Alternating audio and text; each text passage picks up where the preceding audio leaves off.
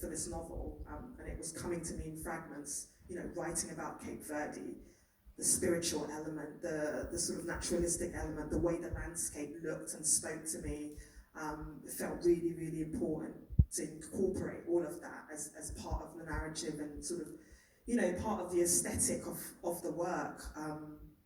And it's really interesting with writing, like there's only so much you can say, because you know how it is, there's a magic that occurs.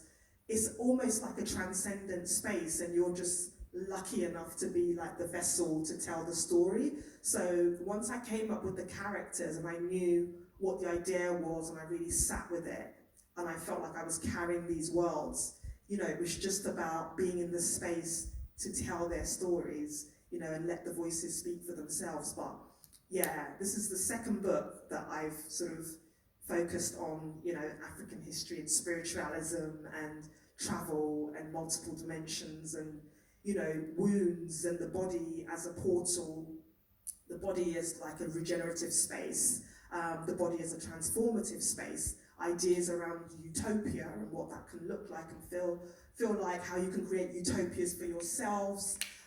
So there's so much in the book, I hope everyone picks up a copy, a little bit of marketing there, there's so much there. But yeah, essentially for me it's really exciting to be able to write about African histories and present it in a way that is like liberating and exciting and interesting, like not problematic, complex, where of course you're presenting like the traumas and the pain, because otherwise that wouldn't be real life.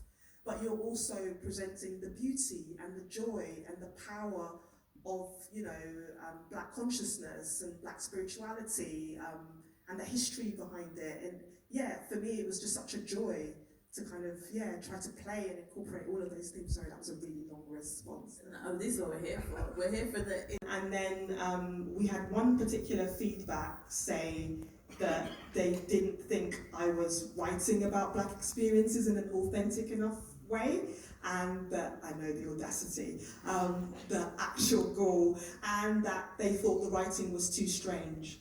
So I really didn't know what to do with that feedback, and I remember being quite upset at the time, because you know how it is, you work really hard, draft after draft, and then you kind of like close your eyes and hope someone picks it up. So to get that feedback was really disappointing. But I sat with it for a bit, and then my response was, okay, this is actually just a lack of imagination on that individual's path. They don't understand the nuances of the Black experience, and actually, if they read widely enough, my writing would make absolute sense to them.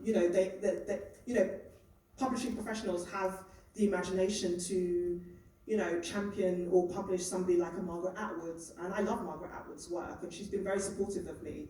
But it's really interesting who is given, the credit and the space to be supported in a particular way. So that happened, and that was hard.